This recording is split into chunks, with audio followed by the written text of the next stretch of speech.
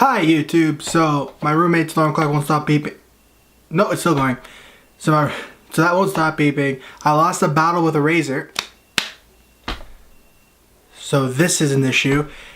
And I'm a 23-year-old talking about a cartoon. This is my life. Sorry, Mom. Let's make this short. Also, I'm not terminally ill, despite how I look.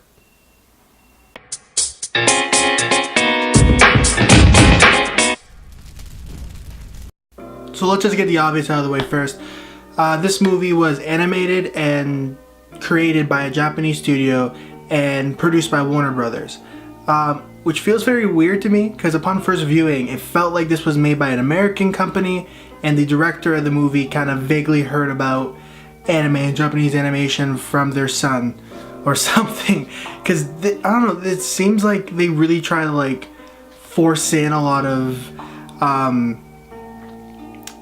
I guess, Japanese elements into this film, which it's created by a Japanese studio, so obviously they do that. But just it feels so forced at certain points that it fooled me. I thought this was a Western production and they were just really trying to push the anime envelope. Speaking of style and anime and all that type of stuff, the animation is mostly CG throughout the movie, besides one scene that's hand-drawn that I'll get to later on, or at least I think is hand-drawn. It just doesn't look good. Like 90% of the time, to me, it just takes me out of the experience. I guess the other 10% would be more towards like action scenes where like they're fighting or the big mech battle. And yes, there's a big mecha battle because they gotta shoe in all those anime tropes into this. Anyway, I could rant about that forever, but the series is called In Short, so let's keep it short. The plot is very straightforward. Gorilla Grodd creates this time machine. Batman and the Robins and Catwoman and Alfred, because why not, try to investigate and see what's going on at Arkham Asylum, but then their interference actually causes the time machine to go off, and then they all end up in ancient Japan, where Batman appears and gets attacked by a Joker clan, which is a bunch of samurai with Joker masks, which looks pretty cool actually. And basically, in what feels like a video game plot, Batman must defeat the 5 villains of Gotham who are trying to take over Japan. Yeah, so the plot's very straightforward. No point getting more into it. The thing is, with more, especially the Batman animated stuff, I find it's more about the characters, more about Batman and his interaction with the villains and with allies and unlikely allies such as Catwoman, so we'll just run through that. Batman in this movie sucks. Honesty's honesty. Like, I'm one of the few people that I know there's an argument with Batman, like, oh, he's so brooding. Oh, he's boring. No, I like that. I like that about his character in most things he's written. And this, however, he's written like, I don't know, it's just... Batman in Batman Ninja is basically, just to sum his character up, is basically like, it's like he's trying to be the brooding Batman we know, but he's also, I don't have my gadgets anymore. I suck. And everyone has to constantly remind him, no, you're Batman, you're awesome.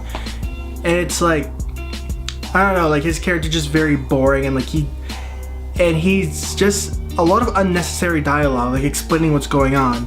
Like, oh, you're cutting down the trees trying to kill me. In one scene, I'm not gonna spoil it, but like, we don't need unnecessary narration, Batman, shut up. Next, let's talk about the Robins. Red Robin and Nightwing. They feel like the same character in this movie. Don't know what to say about that. Nightwing, yeah, he looks like a Buddhist monk. SJW, whatever. Red Hood, I'll get to in a moment, but I'll just go through the villains real quick. Well, Catwoman, who is, if you've ever seen anything Batman, she's always kind of like, oh, whose side is she going to take? So, yeah, I will just say, like, she has a really good design, though. I'll give her credit for that. Gorilla Grodd does his job. He's interesting. He's one of the big baddies in the movie. He's good. Poison Ivy, Deathstroke, Penguin, Two-Face, they're there. They're just there to kind of pad out the roster. The Joker and Harley, though, I did enjoy the Joker a lot in this. He's very animated, because it's an animated film, why not? Comes to Harley Quinn. I'm tired of Harley Quinn. it's just been shoved down our throats so many times, and there's only a couple scenarios or a couple movies or appearances, I guess I can say, where I've actually not been completely annoyed by her. I plan on talking about one of those roles in the future, but like, man, it's like I have to keep reminding myself, oh, this is a kids movie. This is a kids movie. This is a kids movie. Oh, Harley Quinn, stop it.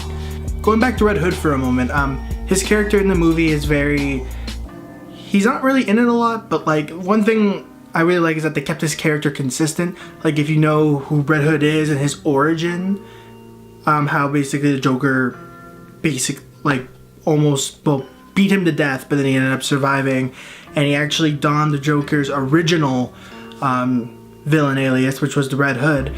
That's very interesting. They actually give him a helmet that looks just like the one Joker wore back whenever he was the Red Hood. And there's this very interesting scene that's hand-drawn, which I believe is hand-drawn.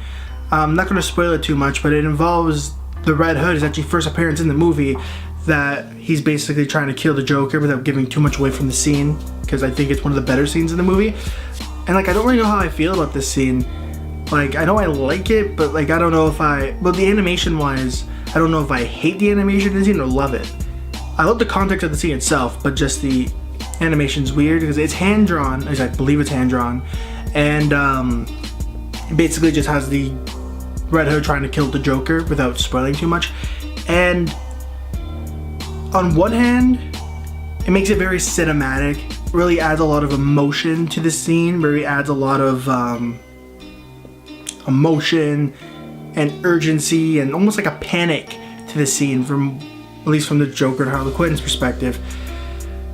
But at the same time, it's so like quick and jumbled, and like sometimes you can't even really make out what's happening. Like, it can be, depending on how you view it, it can be a mess, but it could also be the best scene in the movie. It's really up to the viewer. Yeah, that being said, I feel like this movie is pretty disappointing, especially compared to the other animated Batman films. That being said, this movie is for kids. Suck a little less, scrub!